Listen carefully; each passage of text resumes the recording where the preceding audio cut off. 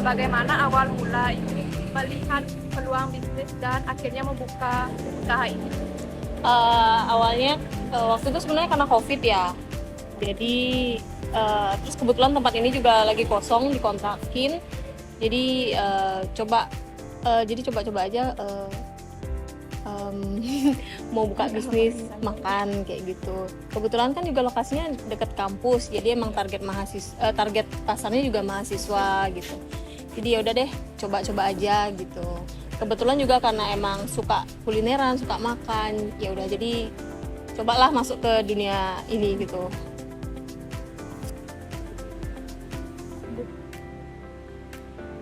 Yang kedua, bisa jelaskan secara singkat mungkin profil dari usaha Wakul Rasa ini, gimana awal mulanya bisa nama ini Wakul Rasa?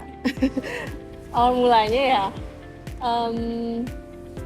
wakul itu kan sebenarnya artinya bakul. Terus rasa ya, maksudnya rasanya enak kayak gitu, penuh cita rasa dan lain-lain kayak gitu sih. Itu juga mikirin namanya juga lumayan lama ya, brainstorming dan lain-lain juga.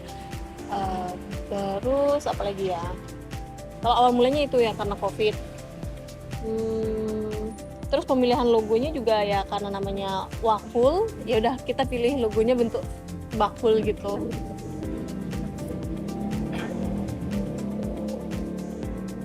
Kemudian bagaimana struktur organisasi di Wakul Rasa? Apakah usaha ini dikelola sendiri atau bukan?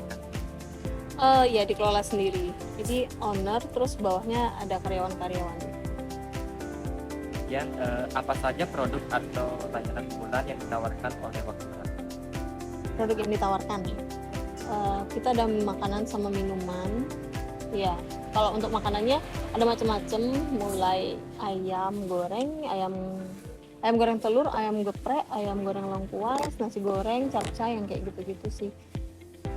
Terus kalau minuman juga kita ada jus, es buah, es teler kayak gitu. Pertanyaan selanjutnya Kak ya. Iya. Apa faktor keberhasilan Kak sehingga bisa menjalankan sampai sekarang? Faktor keberhasilannya ya, lokasinya. Kebetulan karena lokasinya strategis, dekat sama mahasiswa, terus dekat sama SMA juga kan. Jadi yang datang ke sini ya anak kuliahan, anak sekolahan juga. Terus faktor lainnya adalah promosi. Jadi awal-awal buka kita ya masih sepi. Tapi karena kita rajin promosi, akhirnya mulai banyak yang tahu kan, banyak yang kenal, akhirnya banyak yang coba untuk kesini. Terus kita juga ikut Grab sama Gojek. Jadi orang-orang yang nggak tahu lokasi ini, yang nggak ngeliat promo kita di media sosial, bisa tahu dari Grab sama Gojek. Jadi kan Kak sempat promosi apa yang sudah Kak? Untuk promosi yang sudah dilakukan itu melalui Info Singaraja. Jadi kita bayar untuk di post, ada warung baru loh di sini kayak gitu-gitu. Terus menu-menunya juga melalui media sosial. Selama menjalankan usaha Kak, apakah Kak pernah mungkin mengalami kegagalan atau bagaimana? Kalau kegagalan mungkin waktu awal-awal ya, karena masih sepi, udah gitu juga masih COVID, bahan bakunya banyak yang kebuang di situ sih. Cuma kalau udah makin kesini kita udah bisa ngatasin, jadinya mungkin kalau lagi musim sepi ya bahan bakunya kita beli sedikit, pas rame ya kita agak lebih banyak beli bahan baku di situ sih. Kemudian pertanyaan selanjutnya, dalam perusahaan atau usaha makanan itu kan pasti banyak saingnya Kak. Nah bagaimana Kakak sendiri dalam mengembangkan menu-menu dengan kreativitas Kakak? Apa keunggulan yang Kakak tawarkan? Oh iya. Kalau untuk bersaing kan kita tetap bersaing dengan sehat, terus harganya juga yang sesuai. Terus kalau untuk menu-menu sih, kita di sini kebetulan ada ayam goreng telur yang paling laris. Kalau di tempat lain belum pernah lihat sih juga ada ayam goreng telur ya. Mungkin yang jadi ikonnya di sini tuh ayam goreng telurnya. Terus kita juga menerima saran dari customer kita. Jadi waktu itu ada yang saranin kayak tambah menu, ya udah akhirnya kita tambah menu ayam goreng lengkuas. Terus ada yang minta ada tambahan ati rempelo, akhirnya kita bikin ati rempelo juga kayak gitu. Jadi kita mendengarkan customer.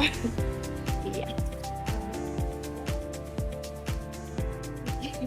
Mungkin pertanyaan selanjutnya kan, dalam berbisnis kan pasti ada tantangan baik dari segi manajemennya atau dari segi laba ruginya kan. Nah dari sejauh ini kakak mengelola usaha, apakah dari hal-hal yang saya sebutkan tadi itu kakak pernah mengalami tantangan tersebut?